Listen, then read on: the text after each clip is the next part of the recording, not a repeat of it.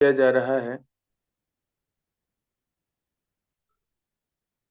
अश्वत्थामा ने जिस प्रकार से कार्य किया और उस चीज को ही यहाँ पे बताया जा रहा है कि बहुत ही घृणित था, क्योंकि ये बिल्कुल युद्ध के नीति के विरुद्ध था। तो क्या क्या है विरुद्ध, यहाँ पे वर्णन किया जा रहा है कि अगर कोई जो है शत्रु प्रमत्त है, मतलब बिल्कुल नशा में है, ऐसे शत्रु को, या सोया हुआ है ऐसे शत्रु को, या फिर अ- अचेत है अर्थात सावधान नहीं है वो, ऐसे शत्रु को, और पागल पागल है या बहुत डरा हुआ है, भयभीत है, तो ऐसे शत्रु को, रथ विहीन है। तो ऐसा नहीं है कि अगर कोई रथ पे है और कोई ग्राउंड पे है, नीचे है, तो रथ वाला उस पे वार कर दे, तो ये भी युद्ध के नियम के विरुद्ध है।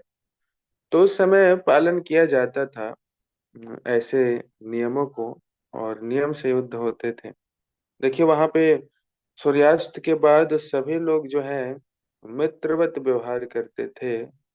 जो पांडव और कौरव दोनों तरफ के जो लोग होते थे, वो आपस में मिल करके एक दूसरे का सुख दुख बांटते थे।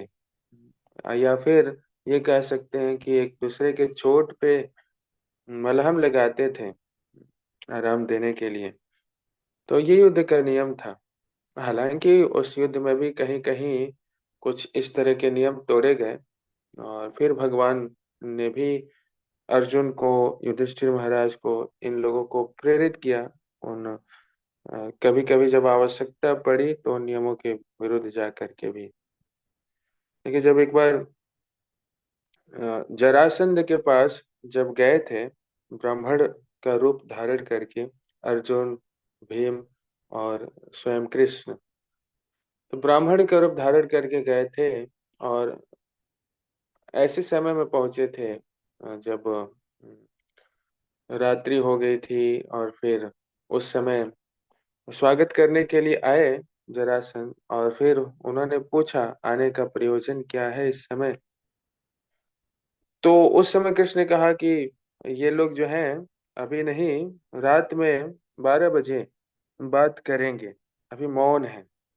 तो फिर रात में बहुत 12 बजे लेट नाइट को जरासंध आए, और फिर उस समय बात किया, फिर युद्ध करने का प्रस्ताव रखे। यानी कि जरासंध समझ गए थे कि ये इतने हट्टे कट्टे वाले भीम जो है ब्राह्मण हो नहीं सकते हैं, क्षत्रिय ही है वो तो।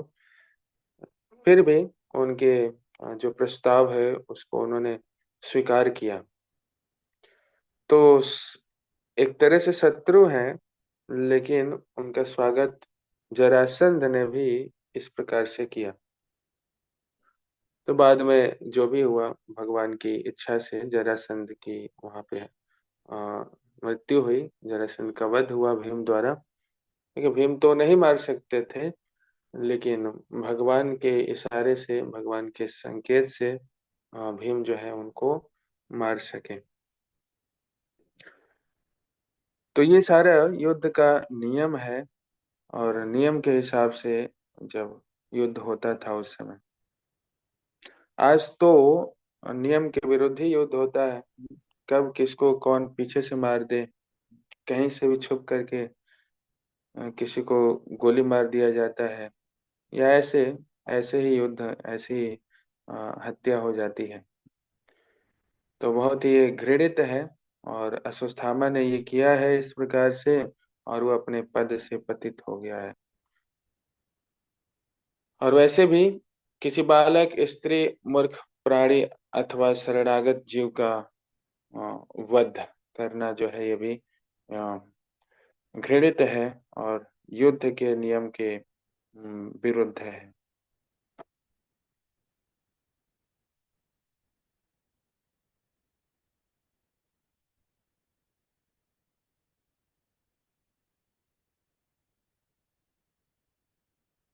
श्लोक संख्या 37 पढ़ेंगे। उन्नत भक्ति माता जी आप पढ़ सकती हैं। हरे कृष्णा प्रभु जी, धनुतना प्रभु जी, आपके पीछे में बोलू आप पहले। स्वप्राणान् यः परप्राणै स्वः प्र- प्राणाय पर प्राणे प्रपुष्णात् घृणखलः। बोलिए। प्रपुष्णात्य घृणखलः। पुर पुरप्रश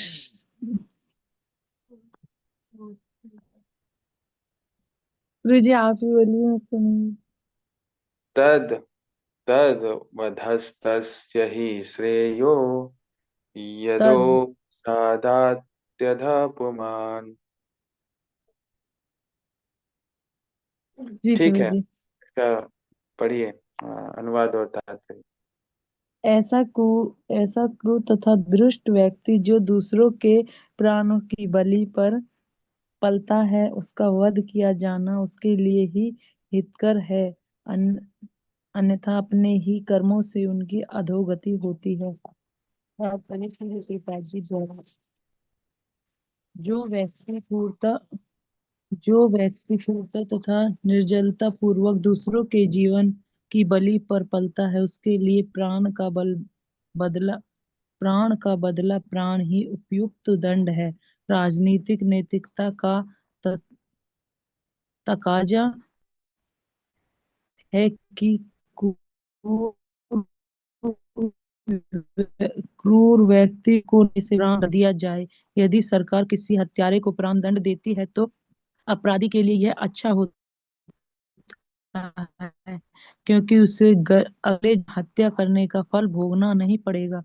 ऐसा प्राण दंड उस हत्यारे के लिए न्यूनतम संभव दंड है। और स्मृति शास्त्रों में कहा गया है कि जिन्हें राजा द्वारा प्राण के बदले प्राण के आधार पर दंडित किया जाता है, वह वे अपने समस्त पापों से मुक्त हो जाते हैं। यहाँ तक कि वे स्वर्गलोक जाने के पात्र भी बन सकते हैं। नागरिक संहिता नागरिक संहिता तथा धार्मिक सिद्धांतों के महान रचनाकार मनु के अनुसार पशु के मारने वाले तक को हत्यारा समझना चाहिए, क्योंकि सभ्य मनुष्य कभी भी पशु मांस नहीं खाते। सभ्य मनुष्य का मुख्य कर्तव्य तो भगवत धाम वापस जाने हेतु अपने आप को योग्य बनाना है। उनका कहना है कि पशुओं के वध के पीछे पापी गिरोह का नियमित षड्यंत्र रहता है। अतएव वे उसी प्रकार दंडनीय है जिस प्रकार की षड्यंत्रकारी गिरोह जो सामूहिक रूप से किसी मनुष्य की हत्या करते हैं, जो पशुवध की आज्ञा देता है, जो पशुवध करता है, जो काटे गए पशुओं को बेचता है, जो पशु मांस पकाता है, जो ऐसे भक्ष्य का वितरण करता है, और वह भी जो ऐसे पकाए भक्ष्य को खाता है, वे सभी हत्यारे हैं। और वे सभी प्रकृति के नियमों द्वारा दंडनीय हैं। चाहे कोई कितनी ही प्रगति क्यों न वैज्ञानिक प्रगति क्यों न कर ले, वह जीव को उत्पन्न नहीं कर सकता। अतएव मनमानी करके किसी जीव का वध करने का किसी को भी अधिकार नहीं है। पशु भक्षकों के लिए शास्त्रों में सीमित पशु बलि की ही अनुमति है, और ऐसी अनुमति भी पशुवध केंद्रों के खोलने पर प्रतिबंध लगाने हेतु है, न कि पशुवध को प्रोत्साहित करने हेतु। शास्त्रों में जिस विधि के अंतर्गत पशु यज्ञ की अनुमति दी गई है, वह बलि किए जाने वाले पशु तथा पशु भक्षकों दोनों ही के हित में है। यह पशु के हित में इस प्रकार है कि बलि चढ़ाने वाले पशु वेदी में बलि होते ही मनुष्य योनि प्राप्त कर लेता है, और पशु भक्ष्य भी स्थल पापों से बच जाता है। सुनियोजित रूप से चलाए जा रहे पशुवध केंद्र ऐसे विभत्स विभत्स स्थान है जो समाज, राष्ट्र तथा सामान्य जनता के लिए सभी प्रकार के भौतिक अनिष्टों को पनपने के स्थान है। इनके द्वारा दिए जाने वाले मांस का भक्षण करना, वही यह वही यह स्थान पाप है।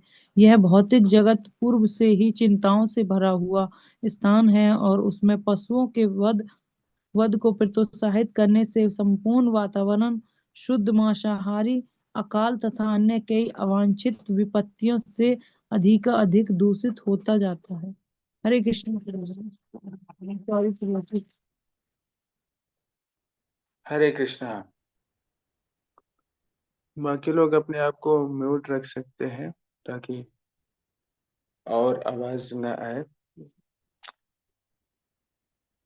तो यहाँ पे वर्णन किया जा रहा है कि कितना बड़ा पाप है और कितना भयानक दंड है ऐसे पाप का, जब किसी जीव की हत्या होती है। तो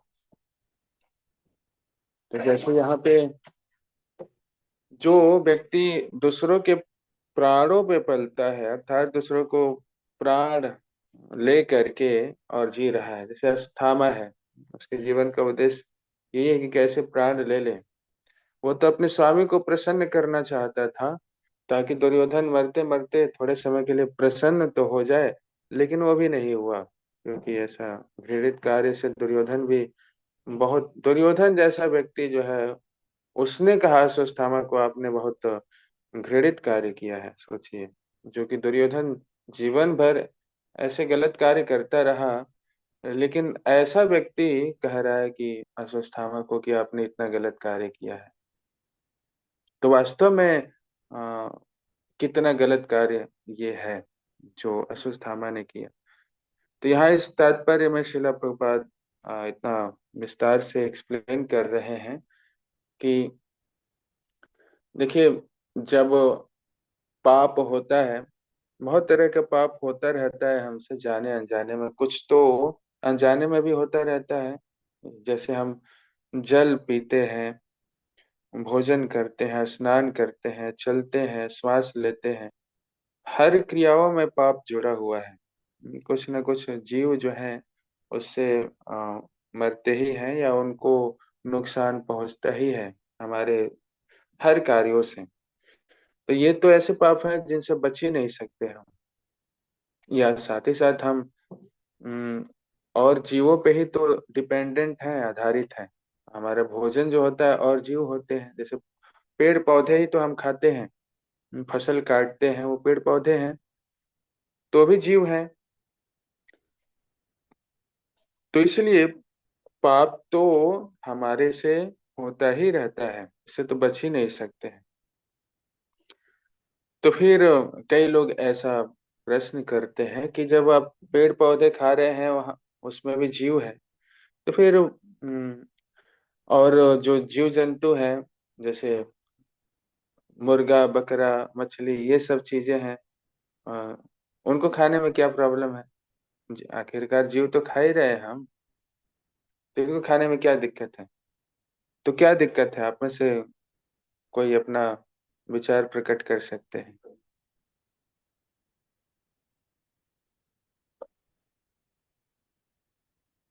यस, कोई बताना चाहते हैं तो बोल सकते हैं, हैंड रेस हरे करके। कृष्ण गुरु जी। हरे कृष्ण गुरु जी, दंडवत प्रणाम। गुरु हरे जी, कृष्ण। हमें जैसे क्योंकि वनस्पति भी को भी जीवन है, और जो मुर्गा आदि से नॉनवेज खाता है उसमें भी जीवन है, पर कहते हैं वो नहीं खाना चाहिए। जो अपने जीवन को बचाने के लिए ना तड़पता रोता चीखता चिल्लाता है, तो ऐसे को नहीं खाना चाहिए। यानी कि जो जीव जंतु अपने प्राण को बचाने के लिए भागता है, तड़पता है, रोता है, वो नहीं खाना चाहिए। जय। हरे तो ऐसे जीव जिनको हम पीड़ा पहुंचाते हैं, तो उनको बहुत दुख होता है, कष्ट होता है, चीखते हैं, तड़पते हैं। तो आप सोचिए, ऐसे जीव जिनको इस प्रकार से हत्या करके और उसका भक्षण किया जाए, तो उससे किस तरह की गति होने वाली है, किस तरह की जो है चेतना हमारा जो है वो दूषित होने वाला है। वैसे तो हम अन्न भी खाते हैं, तो अन्न, कहा गया अन्न, जैसा अन्न वैसा मन। तो अन्न में भी बहुत दोष होता है, और उसकी वजह से भी हमारी चेतना दूषित होने लगती है। ये तो जानवर हैं, जिनको हम जीव हैं, इतना जो इतना तड़प रहे हैं, और ऐसे जीव की हत्या करते हुए कोई उनको भक्षण करता है, तो इसे तो चेतना बिल्कुल दूषित होनी ही है, और बहुत बड़ा पाप है। तो क्योंकि चेतना उनकी और विकसित होती है, जैसे वनस्पति है, पेड़ पौधे हैं, उनकी उनके अंदर भी चेतना है, लेकिन उनकी चेतना जो है क्या है, आवृत है, कवर्ड है बिल्कुल। उनको वो उतना फेल नहीं होता है, और भगवान के द्वारा सैंक्शन है, पत्रम पुष्पम फलम तोयम। भगवान ने वो सैंक्शन किया है कि ये हम ले सकते हैं। और वो भी कैसे सैंक्शन किया है भगवान ने, लेकिन उसमें भी क्या है कि उसको भगवान को ऑफर करके, यज्ञ शिष्टाशिना संतो मुच्यन्ते सर्व किल्बिषा भुंजते ते त्वम अघम पापा ये पचन्ति आत्म कारणात्। तो भगवान को ऑफर करके ले सकते हैं, जिससे कि वो भी जो पाप है वो भी भगवान ले लेते हैं। लेकिन फिर ऐसा बोल सकते हैं लोग कि फिर भगवान को मांस भी ऑफर कर सकते हैं, तो नहीं, क्योंकि भगवान के द्वारा सैंक्शन नहीं है वो। तो भगवान ने नहीं कहा है मटनम चिकनम ये सब ऑफर करने के लिए, पत्रम पुष्पम फलम तोयम, तो ये हम ऑफर कर सकते हैं। तो पहली चीज है कि चेतना ऐसे जीव जंतुओं की विकसित होती है। तो वनस्पति है, उनकी चेतना आवृत्त होती है, फुली कवर्ड होती है। और जो जीव जंतु है उनकी चेतना संकुचित होती है, लेकिन वो वनस्पति से विकसित होती है। और दूसरा है कि भगवान का सैंक्शन है, जैसे कहा जाता है जीव जीवस जीवनम, कि एक जीव दूसरे जीव पे ही आधारित है। तो इसलिए मनुष्यों के लिए ये वनस्पति है, उनका आहार भोजन, तो इसलिए इन पे डिपेंडेंट है, और इसलिए इनका भोजन ये है। तो अम, इनकी चेतना जो है उतनी विकसित नहीं होती है। और अगर कोई मांस खाता है, तो ये यहाँ पे जैसे वर्णन किया जा रहा है कि जीव हत्या का उसे पाप लगता ही है, और कहीं ना कहीं कार्मिक रिएक्शन जो है उनको मिलने ही वाला है। तो प्रकृति द्वारा जो है वैसे ही रिएक्शन मिलता है। इस प्रकार का जो एक्सप्लॉयटेशन होता है, जब प्रकृति के नियमों के विरुद्ध, जैसे किसी को भी किसी का प्राण लेना अधिकार नहीं है। अगर कोई किसी का वध करता है, प्राण लेता है, तो इसका मतलब उसने प्रकृति के नियम को तोड़ा है, अर्थात भगवान के नियम को तोड़ा है, भगवान के नियम को तोड़ा है। फिर ये प्रश्न हो सकता है कि अच्छा, सब चीज तो भगवान ने निर्धारित किया है, कब क्या होने वाला है, तो क्या किसी की हत्या कोई कर देता है, तो क्या वो भगवान के जो व्यवस्था है उसके अंतर्गत नहीं है? क्या भगवान के द्वारा जो नियम बनाए गए हैं, क्योंकि जिनके भी आ, जिनका भी जन्म होता है, मृत्यु भी निश्चित है, और वो फिक्स हो जाता है कि कब इनकी मृत्यु होने वाली है। तो चाहे किसी की हत्या कर दी जाए, कुछ भी कर दिया जाए, तो ये तो भगवान की व्यवस्था के अंतर्गत ही हुआ ना, भगवान ने सैंक्शन किया। तो क्या इस प्रकार का सोचना सही है या गलत है? आप लोग क्या कहते हैं?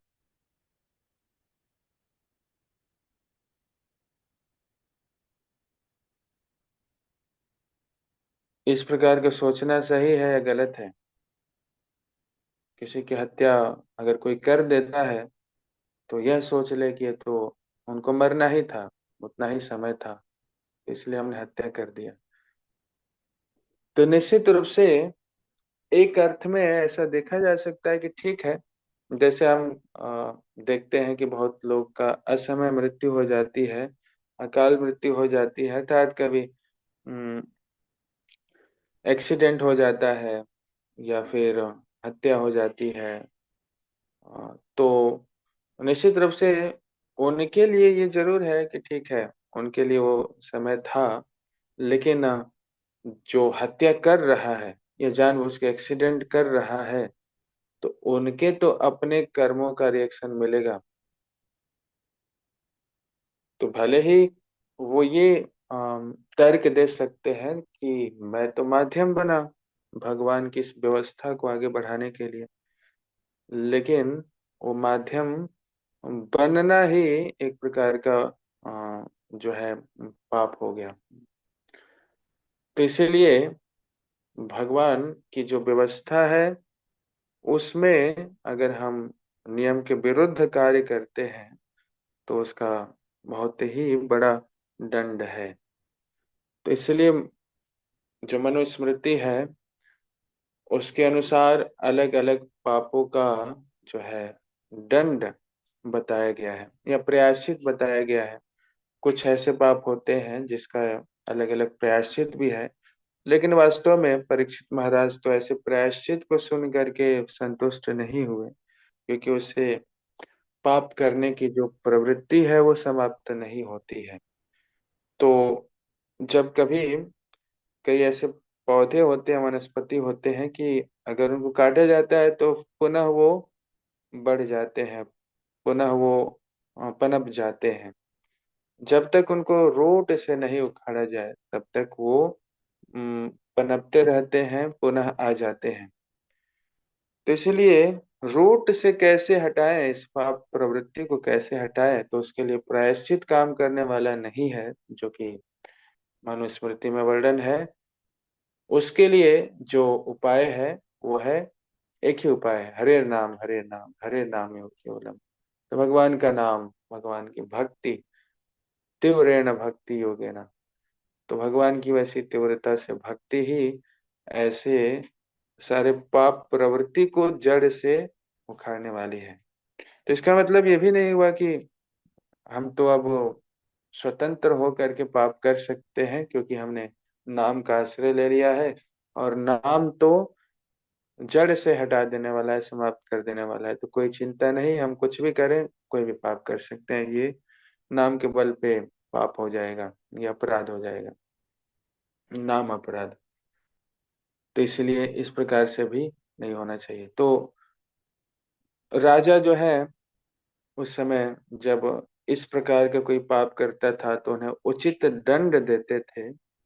जब उसी जीवन में उसके जो कर्म है उसके रिएक्शन मिल जाते हैं, तो कहीं ना कहीं जो यूनिवर्सल गवर्नमेंट के द्वारा जो दंड मिलना है उसमें कुछ छूट हो जाती है या माफ भी हो जाता है। तो इसलिए हत्यारों को कभी कभी फांसी की सजा सुनाई दी जाती है।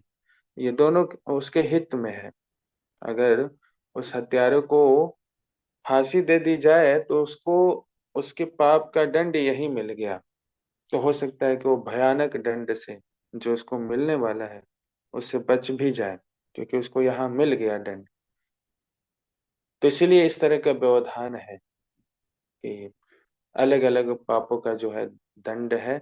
और यहाँ जो है, अगर किसी ने किसी की हत्या की है तो ऐसे जो हत्यारे को अगर राजा या फिर गवर्नमेंट उसकी फांसी की सजा देती है, प्राण के बदले प्राण के आधार पर दंडित करती है, तो वो उन पापों से भी मुक्त हो जाता है।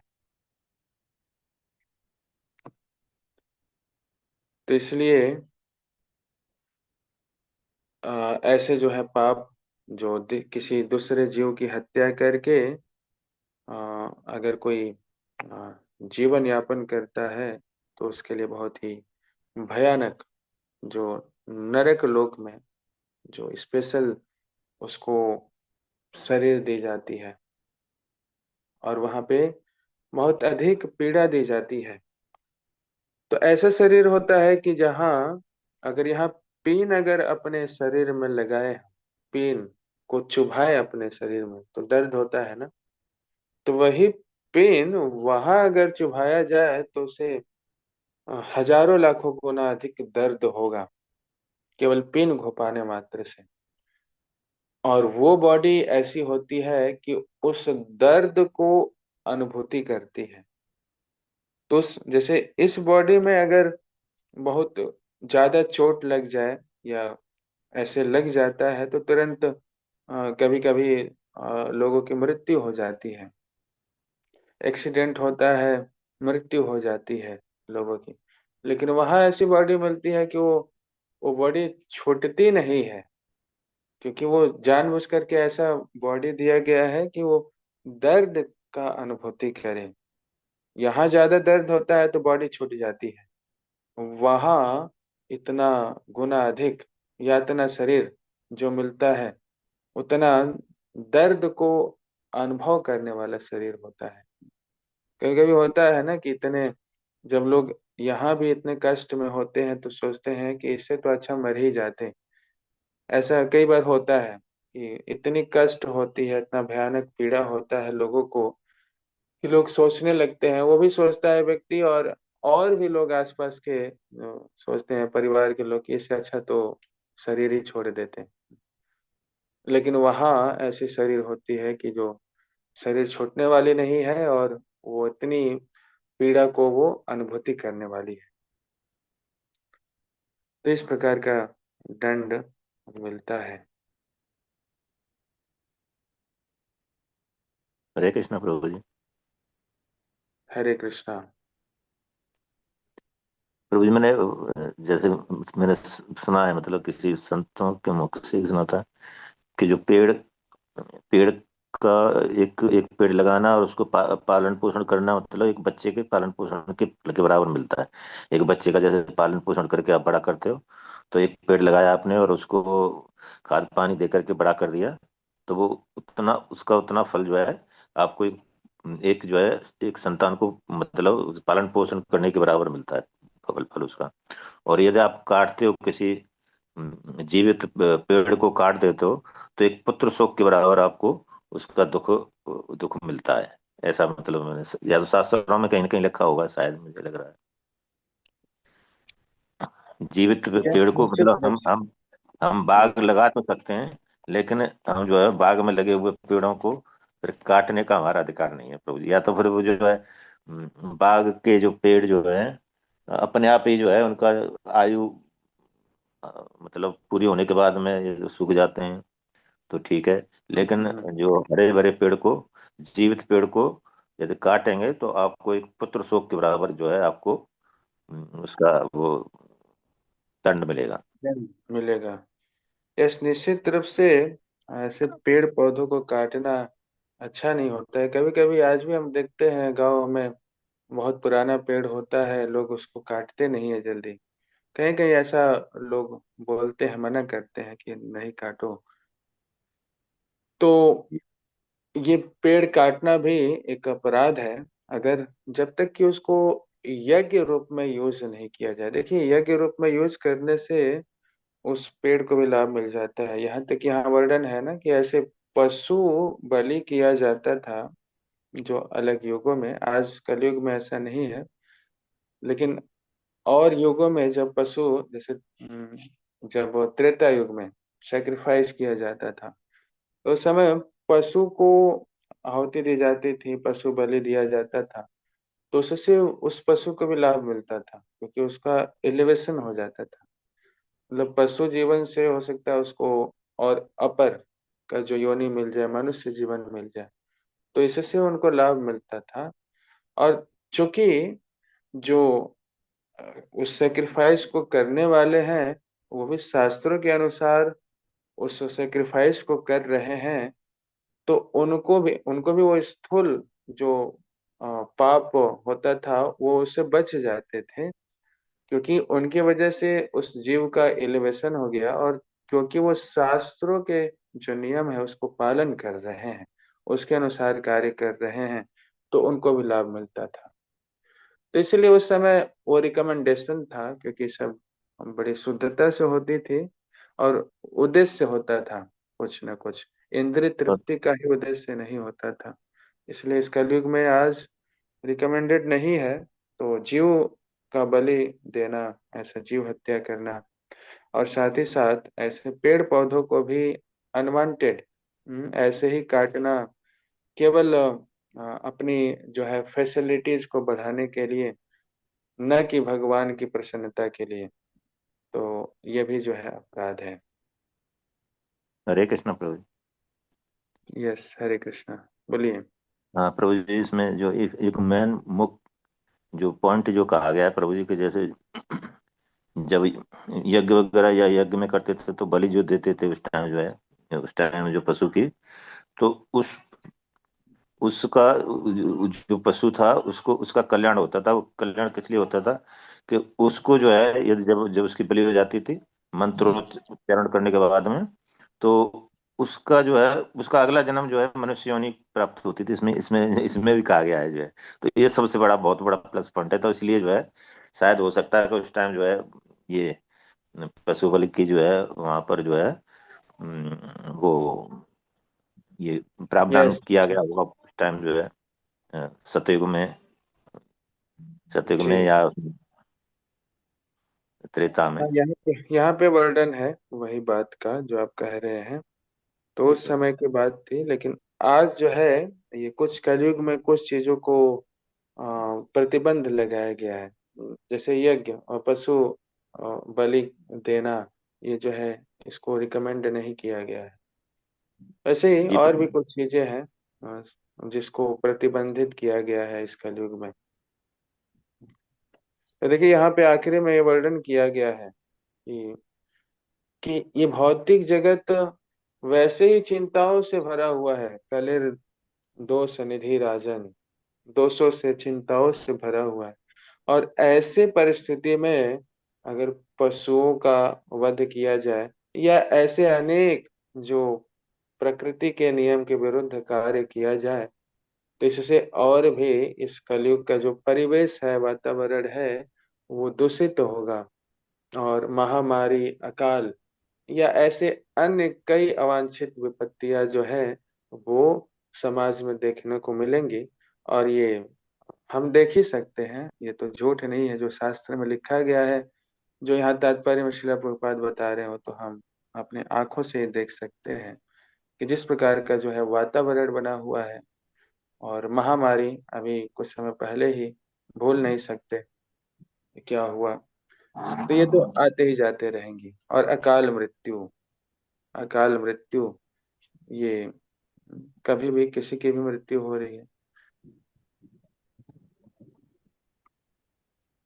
और इसमें प्रभु जी जो है जैसे आप बता रहे उसमें कि आदमी जो जैसे खाते समय पीते समय, ये बहुत सारे जीव जंतु मतलब जो हम जीवों को खा जाते हैं, या वनस्पतियों में ही खा जाते हैं, या फिर आप जो है वो जो है अ, ये जो भी अनजाने में चींटियां चींटियां जैसे हमारे पैरों से आकर के मर जाती हैं, या बहुत सारी ऐसी चीजें जो जिनका हमें पता नहीं पड़ता, और वो ऐसा का प्रकृति के द्वारा ऐसा जो कार्य हो रहा है, तो उसका तो फल, उसका तो हमें जो कोई कुछ पाप नहीं लगेगा, क्योंकि हमें पता ही नहीं उस बात का कि जो हमारे ये हम ऐसा कर रहे हैं, और हम जानबूझ के कर रहे हैं ऐसा, क्योंकि वो तो प्रकृति के नियम के अनुसार वो हो रहा है।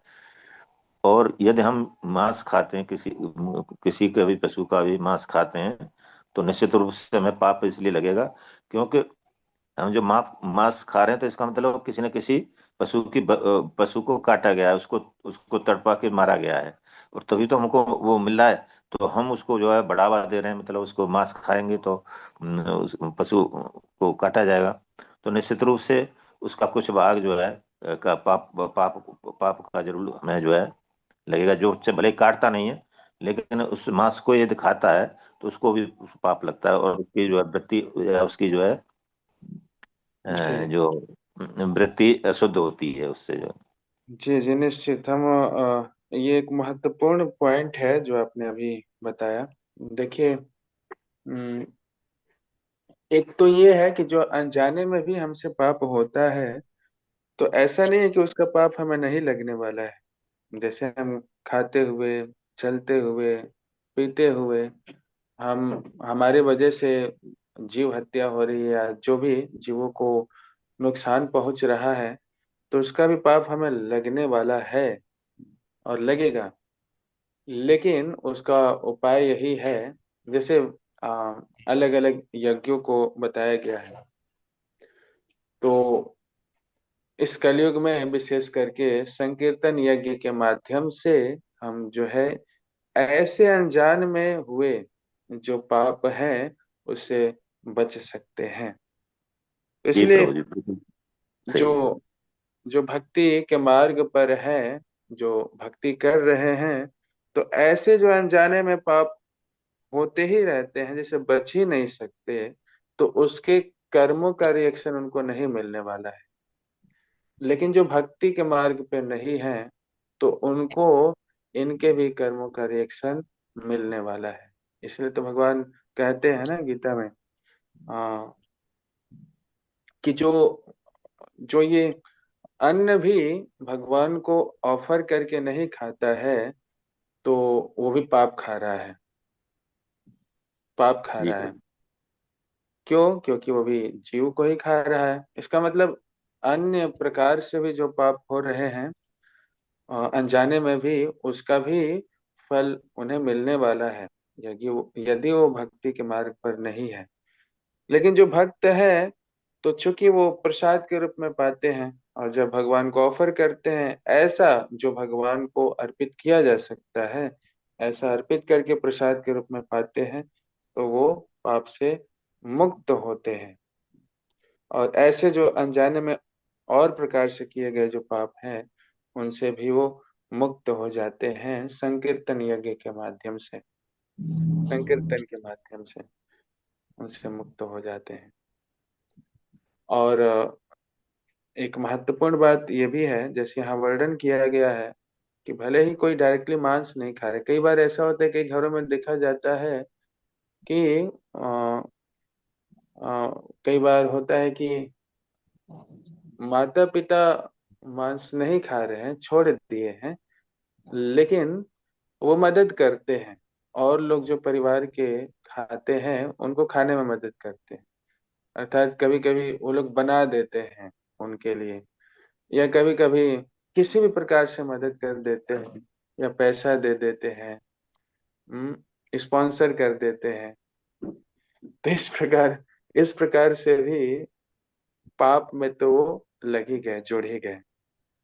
तो कई बार ऐसा होता है ना, बोलते हैं लोग कि मैं तो खाता नहीं हूँ, लेकिन हमारे जो लड़के हैं वो खाते हैं, या फिर हम बना देते हैं, या हम कई लोग इस प्रकार का जो है फॉर्म खोल देते हैं, स्लॉटर हाउस, जहाँ पे वो बेचते हैं उसको, बोलते हैं कि मैं तो खाता नहीं हूँ, लेकिन बस बेचता हूँ, पालन करता हूँ बस।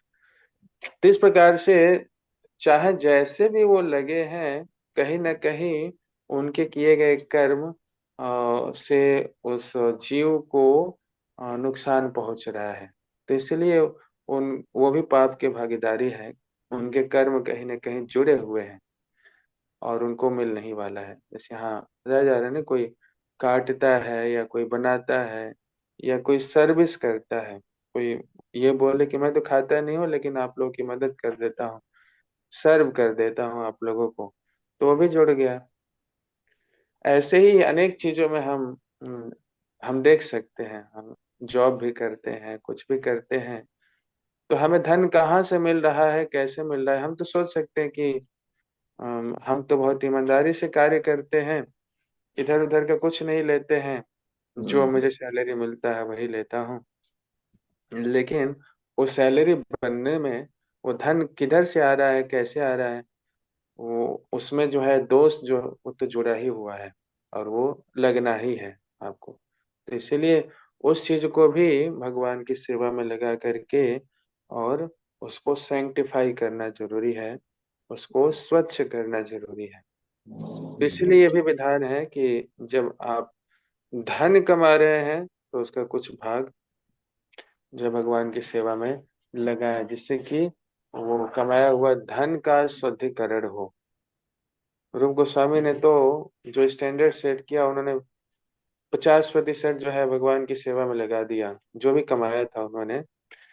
और 25% जो है उन्होंने बांट दिया, और जो संबंधी लोग हैं उनके लिए। और 25% रखा अर्जेंसी, कुछ इमरजेंसी आ गई उसके लिए। तो फिर भी उतना नहीं तो कुछ पोर्शन तो भगवान की सेवा में लगाना चाहिए, क्योंकि हमें नहीं पता है कि किस प्रकार के दोषों से वो लगा हुआ धन है। देखिए, एक बार क्या हुआ कि साधु संत तो एक गांव में आए थे, और वो गांव में आए थे और वहां पे किसी वैश्या से मुलाकात हुई, और वैश्या ने उनको ऑफर किया। वो लोग नहीं जानते थे साधु संत कि इनका ये वैश्या है और इस प्रकार से धन इकट्ठा करती हैं। और उनके धन से जो है उस समय साधुओं को प्रसाद सर्व किया गया। और जब वो प्रसाद पाए, प्रसाद यानी जो भी उनको सर्व किया गया, वो लोग पाए और रात में सोए, तो उनका जो है बिल्कुल जो ब्रह्मचर्य है वो आ, स्खलन हो गया। और इस प्रकार से रात में उनको दिक्कत हुई। तो वो समझ गए कि जो हम अन्न खाए हैं उसमें कहीं ना कहीं कुछ दोष है।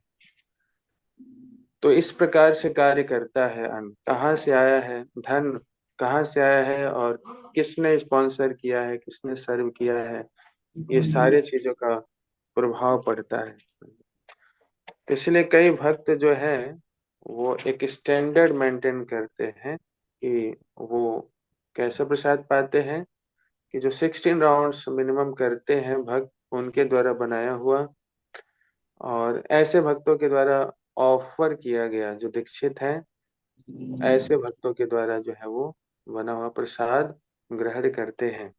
तो बहुत ही वो स्ट्रिक्ट रहते हैं, सेंसिटिव रहते हैं। ऐसे नहीं कहीं से भी कुछ भी प्रसाद के नाम पे है, कहीं भी कुछ बट रहा है प्रसाद के नाम पे, और जा करके लाइन में लग गए और पाने लगे।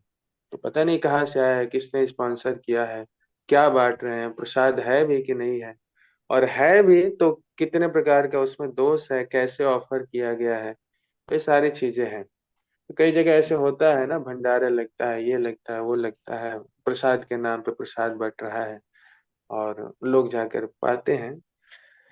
खैर ठीक है, लेकिन जो बहुत ही अपने आप को बहुत एक सेफ पोजीशन में रखना चाहते हैं, बहुत सेंसिटिव है, संवेदनशील है अपनी आध्यात्मिक जीवन को लेकर के, तो वो लोग इस प्रकार का ध्यान रखते हैं।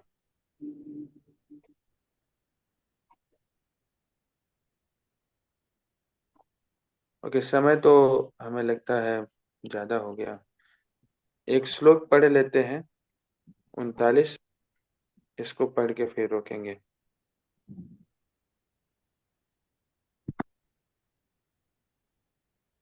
यस, कौन पढ़ेंगे जल्दी से आप में से?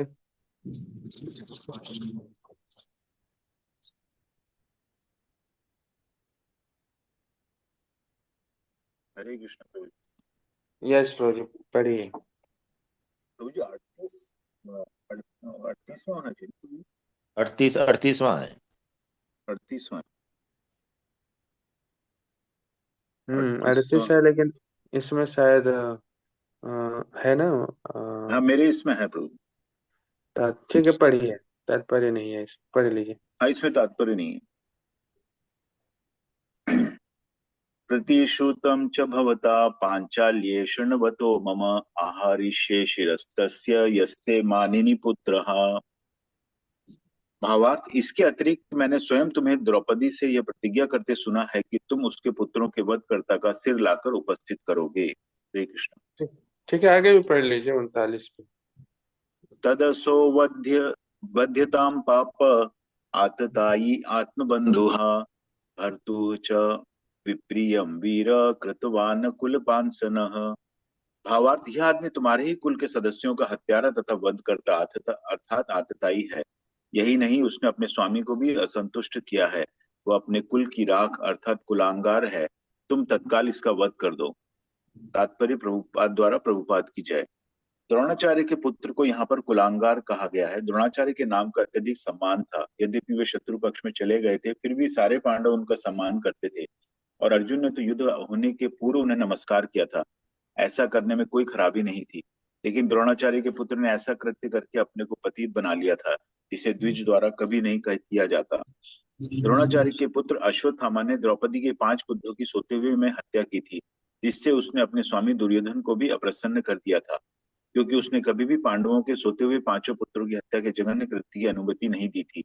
इसका अर्थ यह हुआ कि वह अर्जुन के ही कुटुंबियों का वधकर्ता बन गया, अतएव वह अर्जुन द्वारा दंडनीय था। शास्त्रों का कथन है कि जो बिना चेतावनी के आक्रमण करता है, पीछे से वार करके मार डालता है, दूसरे के घर में आग लगाता है, किसी अन्य की पत्नी का अपहरण करता है, वह वध योग्य है। कृष्ण ने अर्जुन को ये तथ्य याद दिलाए, जिससे वह उन पर ध्यान दे और तदनुसार कार्यवाही करे। हरे कृष्ण। हरे कृष्णा। धन्यवाद। तो यहाँ कृष्ण जो है अर्जुन को एक प्रकार से उकसा रहे हैं, इसलिए हत्या मारने के लिए उनको उकसा रहे हैं, याद दिला रहे हैं कि देखो तुमने द्रौपदी के सामने भी ऐसा संकल्प लिया है, वादा किया है कि अश्वत्थामा को उसके सर को काटेंगे। और इस प्रकार से ये जो है आतताई आतताई की श्रेणी में है, और ऐसे लोगों की तुरंत हत्या हो जानी चाहिए। फिर भी अर्जुन क्यों नहीं कर रहे हैं? भगवान इतना उकसा रहे हैं, ये सब बोल रहे हैं, याद दिला रहे हैं, फिर भी अर्जुन क्यों नहीं कर रहे हैं? क्या अर्जुन ने भगवान की जो आज्ञा है या भगवान का जो विचार है उसका उल्लंघन किया? तो आगे हम पढ़ेंगे जब, तो पता चलेगा कि वास्तव में अर्जुन ने क्यों इस प्रकार का व्यवहार किया कि भगवान के कहने पर भी इतना सारा, और फिर उस समय उनकी हत्या नहीं किया उन्होंने। तो इसका वर्णन आगे आएगा कि अर्जुन क्यों नहीं किए, तो उसके लिए हम फिर कल परसों में चर्चा करेंगे। हरे कृष्णा कृष्णा कृष्णा हरे हरे, हरे राम राम राम हरे हरे। राम राम हरे हरे। ग्रंथराज श्रीमद् भागवतम की जय। श्रील जय प्रभुपाद की जय जय। जय आप उपस्थित हरे भक्त कृष्ण बनो प्रणाम प्रभु जी सभी भक्तों जय। को। हरे जय कृष्ण। हरे कृष्ण प्रणाम। हरे कृष्ण। हरे कृष्ण प्रभु हरे हरे कृष्ण कृष्ण बहुत दंडवत प्रणाम। हरे कृष्णा प्रभु दंडवत प्रणाम। हरे कृष्ण। मंजय हरे प्रभु, कृष्ण जय। रोहित प्रभु, हरे आप लोग कृष्ण भगवत गीता क्लास अटेंड करते हैं ना, जो चल रही है 9 days 18 chapters? यस जी प्रभु। जी। ओके, जय, बहुत अच्छा। लेकिन सो प्रभु 2 दिन छूट गया था। चलिए उतर। एक दिन सेवा बहुत था तो उसमें छूट गया। एक दिन माघ मेला में था, 2 दिन छूट गए। कोई नहीं, वो रिकॉर्ड तो है, यूट्यूब पे है, आप सुन सकते हैं। हाँ जी यूट्यूब पे प्रभु मैं जी। सुन। हरे कृष्णा प्रभु जी, हरे कथा कृष्ण। बहुत अच्छा प्रभु हो रहा है, और ऐसा लगता है कि बस सुनते ही रहूं। हाँ, बहुत अच्छा प्रभु जी करते हैं। और अच्छा है कि एक बार पूरी गीता जो है आप लोग समझ जाएंगे इतने कम दिनों में। 9 दिन में 18 अध्याय, और अच्छे जी से प्रभु। पूरे और पावर प्रभु जी, पॉइंट प्रेजेंटेशन। अ, जब 7 बज जाता है तो ध्यान आ जाता है कि टाइम को देखते रहते हैं कि बस शुरू होने वाला है, बस मोबाइल को खोलना है। जय, हमें पता चला आज आपने प्रश्न भी पूछा। जी प्रभु। हाँ। अरे वाह। बहुत अच्छा। चलिए, बहुत जल्दी आप लोगों से मुलाकात होने वाली है, करोड़ों लोगों के बीच में आप लोगों से फिर मुलाकात होगी जल्दी ही। जी प्रभु। हमने अभी इस्कॉन में भी बताया है, बोले कि हाँ ठीक है, आए हैं, स्वागत रहेगा। अभी भी भीड़ तो है ना बहुत उधर अरे इस प्रभु, समय? आज संगम गए थे, स्नान करने सुबह गए थे। हम्म रोज भीड़ बहुत होती है, बहुत लाखों लोग रोज नहा रहे हैं। अभी सबसे भीड़ तो 29 तारीख को होने वाली है, सबसे अधिक हाँ। भीड़ है। जी प्रभु, 29 हरे तारीख को भी जाएंगे। हरे चलिए। कृष्णा प्रभु जी दंडवत प्रणाम। हरे कृष्णा। प्रभु जी हमारा भी टिकट बुक हो गया। एक माता जी जा रही है हमारे साथ नोएडा से। हरे हरे, बहुत सुंदर। 24 जनवरी का हो रखा है प्रभु जी टिकट। ओके, तो आप 24 जनवरी को जा करके कब आएंगे वापस? 26 को 26 लास्ट। मार्च। चलिए ठीक है, आगे और भीड़ हो जाएगी। यस, हरे प्रयास कृष्णा, कीजिए। हरे कृष्णा माता जी। तो जब आइएगा तो इस्कॉन मंदिर जरूर आइएगा। ठीक है प्रभु जी, बात होती रहेगी, हम क्लास करेंगे साथ में। मंजे प्रभु, रोहित प्रभु वही इस्कॉन मंदिर में रहते हैं, इस्कॉन प्रयागराज में। आप सभी लोग को पता है कि अजय प्रभु जो यहाँ मंदिर में रहते हैं उनके ब्रदर हैं। और वही नहीं, मंजे प्रभु अजय रोहित प्रभु ही नहीं, उनके और भी भाई हैं, वो लोग भी इस्कॉन में ही सेवा कर। तो अच्छा है, आप सभी जब भी जाएं तो उनसे जरूर मिलिए, मंजय प्रभु और रोहित प्रभु। आप हमसे कांटेक्ट भी ले सकते हैं उनका। बहुत सेवा करते हैं ये लोग। और हम लोग गए थे इनके घर पे भी, गांव में भी कार्यक्रम करने। तो बहुत अच्छे से सब व्यवस्था किया। और पता नहीं कितने प्रकार की चीजों को इन लोगों ने बनाया था प्रसाद के रूप में। तो बहुत सेवा करते हैं। ठीक है प्रभु जी, हरे कृष्णा। अभी उस टाइम तो प्रभु जी थोड़ा कम जानते थे, अभी तो थोड़ा और कुछ मालूम हो गया है बनाना। बना बना करके अब एक्सपर्ट हो गए हैं आप लोग ना, इस्कॉन प्रयागराज में। हाँ, अभी यहाँ पे आके और कुछ सीख गए ना। बहुत सुंदर, बहुत सुंदर। इस्कॉन मंदिर में भी तो भीड़ रहता होगा अभी, लोग आते होंगे, डिवोटीज ही आते होंगे बहुत ज्यादा। जी प्रभु। हाँ, यहाँ पे पूरा मंदिर भरा रहता है। चलिए ठीक है, आएंगे दर्शन करने के लिए, जैसे ही वहां पहुंचेंगे तो फिर आएंगे। ठीक है। जी प्रभु। हरे कृष्ण। हरे हरे कृष्ण। कृष्णा। हरे कृष्णा। वंशाकल्प तरुभ्यश्च कृपा हरे सिंधुभ्यो पतिता पतितानां पावनेभ्यो वैष्णवेभ्यो नमो नमः।